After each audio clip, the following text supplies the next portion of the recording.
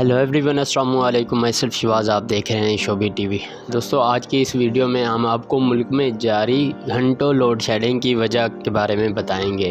ملک میں تیل اور گیس کی کمی کے باعث کئی پاور پلانٹس بند ہونے سے عوام کو کئی گھنٹوں کی لوڈ شیڈنگ کا سامنا ہے۔ ذرائع پاور ڈویژن کے مطابق ملک بھر میں بجلی کی طلب 28,200 میگا واٹ اور دیکھا جائے تو اس کی پیداوار 21,800 میگا واٹ ہے۔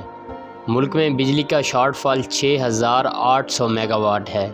ذرائع کا کہنا ہے کہ تیل و گیس کی کمی کے سبب کئی پاور پلانٹس بند پڑے ہیں۔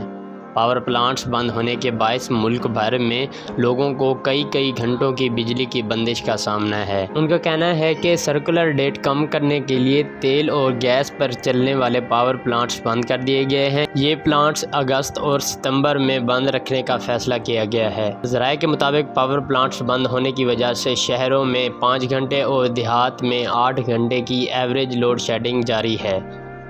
دوستو، آج کے لیے اتنا ہی۔ مزید ڈیلی بیس پہ اپڈیٹ نیوز کے لیے ہمارے چینل کو سبسکرائب کر دیں۔ Thanks for watching. السلام علیکم۔